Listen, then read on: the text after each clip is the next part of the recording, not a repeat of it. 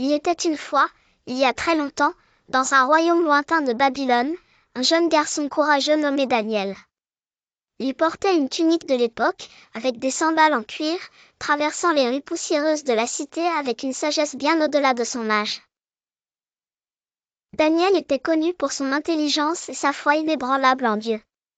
Le roi Darius, qui régnait sur Babylone, l'aimait beaucoup et il avait nommé l'un de ses 3 gouverneurs. Mais certains hommes jaloux de la cour ne supportaient pas de voir Daniel réussir.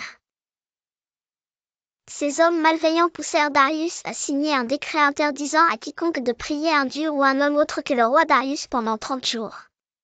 Quiconque désobéirait serait jeté dans la fosse aux lions. Le cœur de Daniel ne vacilla pas. Chaque jour, il s'agenouillait près de sa fenêtre ouverte, priant et remerciant Dieu comme à son habitude. Les hommes jaloux capturèrent Daniel en train de prier, fidèles à leur plan, allèrent dénoncer sa désobéissance au roi.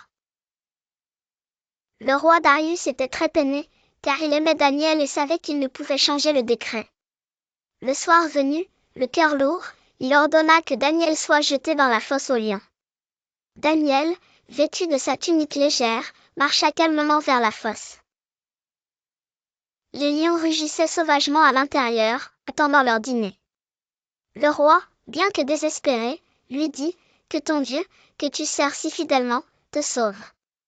La fosse fut scellée d'une grande pierre et Daniel passa la nuit parmi les lions. Mais Dieu veillait sur Daniel. Au matin, le roi se précipita à la fosse, l'inquiétude visible sur son visage.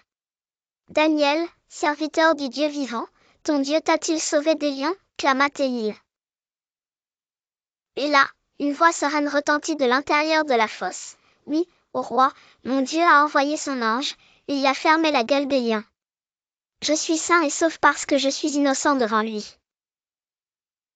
Le roi, ravi, ordonna que Daniel soit sorti de la fosse immédiatement. Daniel, toujours vêtu de sa tunique intacte, fut accueilli par un roi reconnaissant et toute la cour ébahie.